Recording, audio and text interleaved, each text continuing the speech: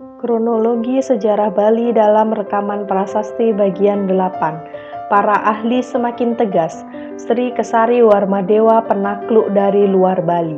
Oleh Inyoman Wijaya, sejarawan alumnus UGM S1, S2, S3, dosen Prodi Ilmu Sejarah FIB UNUD.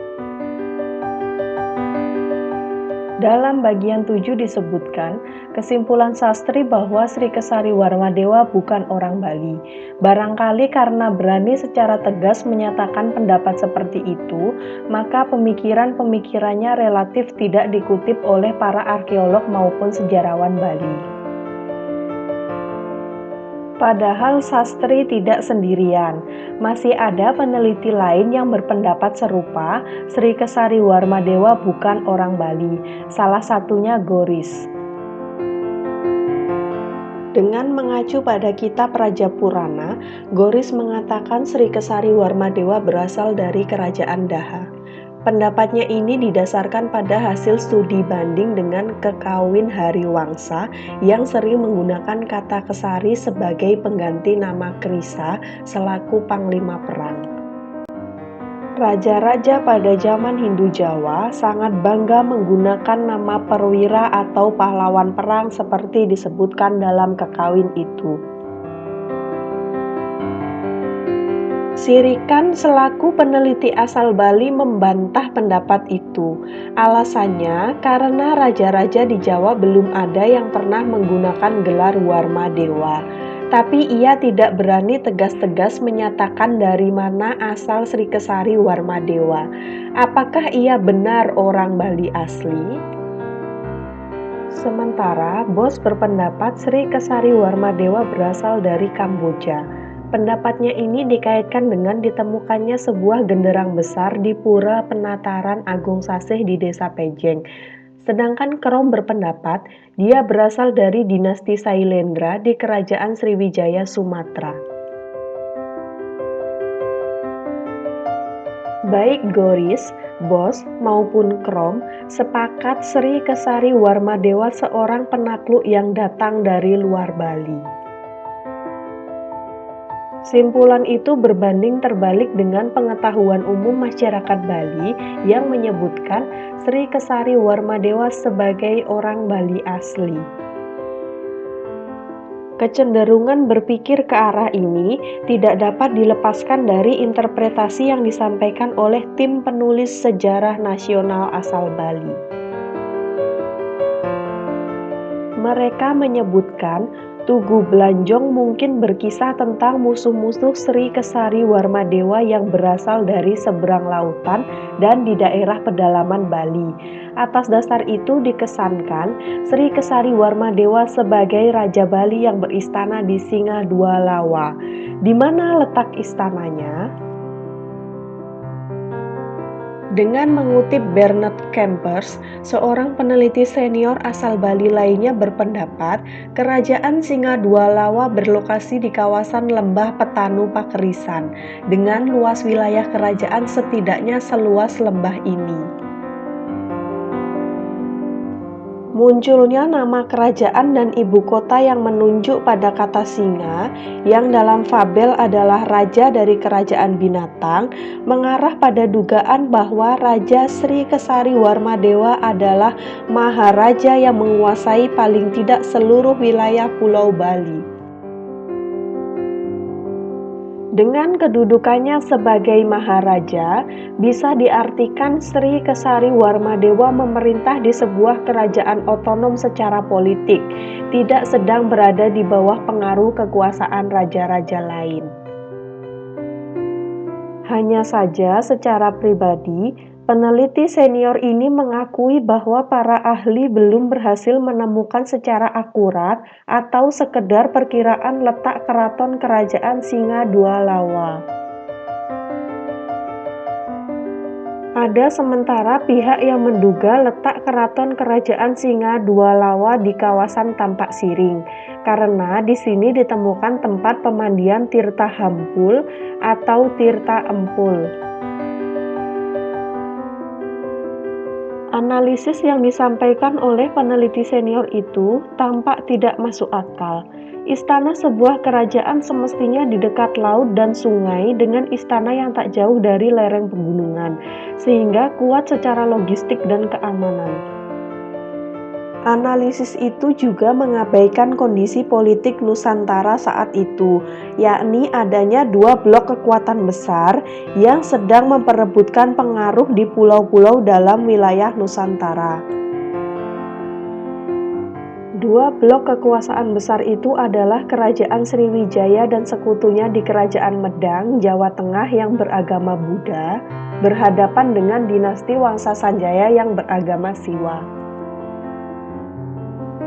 Andaikan benar Sri Kesari Warmadewa seorang Raja Bali asli, apakah Kerajaan Singadwala akan mampu menghadapi dua kerajaan superpower tersebut semudah ia mengalahkan Swal Bali dan Nusa Penida?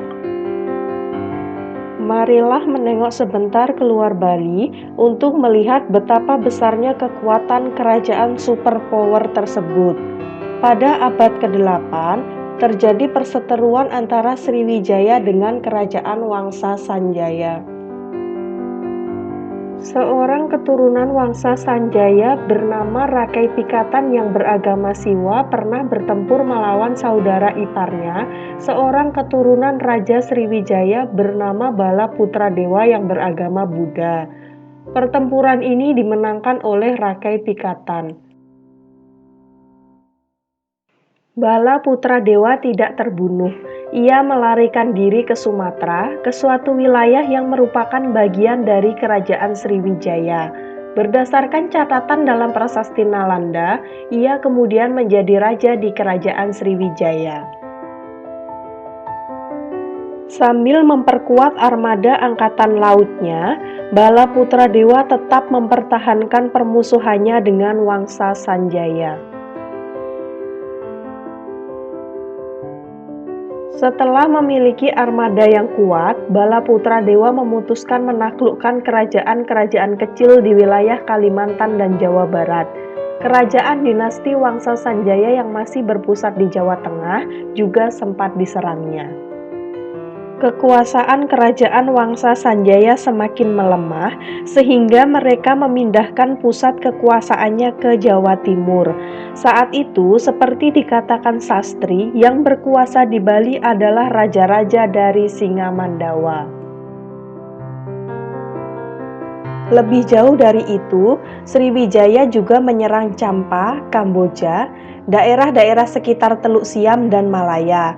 Sebagai bukti kedatangannya di Malaya adalah sebuah stupa yang ditemukan di daerah Viengsa yang didirikan oleh Raja Sriwijaya pada tahun 775 atau 697 Saka. Bentuk bahasa maupun cara pembuatannya hampir sama dengan stupa yang ditemukan di Bali. Sriwijaya juga menjalin hubungan dengan luar negeri, terutama India dan Tiongkok. Apakah Bali tidak diserangnya? Dalam prasasti Srokodan dan Sembiran disebutkan kehancuran desa-desa di pantai utara karena serangan musuh. Siapakah yang menyerang mereka? Apakah bukan pasukan Sriwijaya? Sastri berpendapat yang menyerang Bali dan Nusa Penida adalah pasukan dari Kerajaan Malaya. Kerajaan ini berdiri pada abad ke-10 di Kedah, Malaya, sekitar Muara Takus, yang disebut-sebut sebagai kerajaan kembaran Sriwijaya. Raja yang berkuasa di Kedah saat itu adalah keturunan Warmadewa. Pendapatnya ini didasarkan pada bunyi prasasti yang tersimpan di Leiden, negeri Belanda, yang menyebutkan bahwa pada tahun 1005-1006, Sri Mara Wijaya Tunggawarna, putri Sudamani Warmadewa dari Malaya, mendirikan wihara di Nagapatna. Atas dasar fakta ini, Sastri berpendapat bahwa Sri Kesari Warmadewa adalah kepala ekspedisi dari Kedah yang berhasil menaklukkan Bali.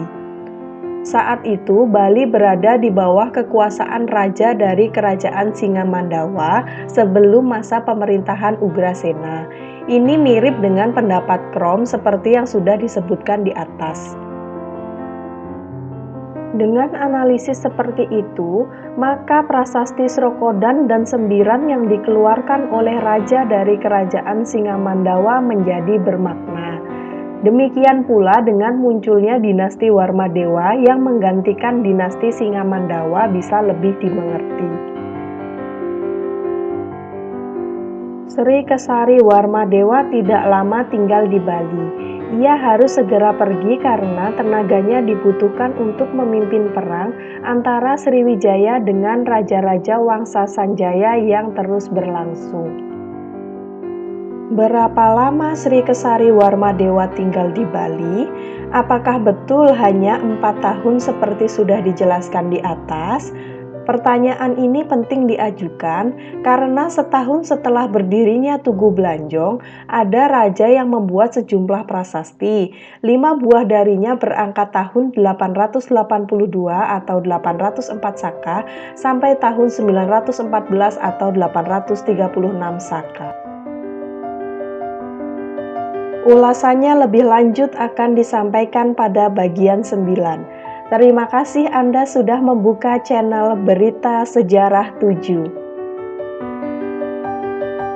Video ini diproduksi oleh TSP Trisadana Putra Art and Science Writing. Konten kreator Nyoman Wijaya, video kreator dan narator Sri Lestari Riri, logo desainer Imade Gede Anadi, fotografer Imade Bakti Wiase.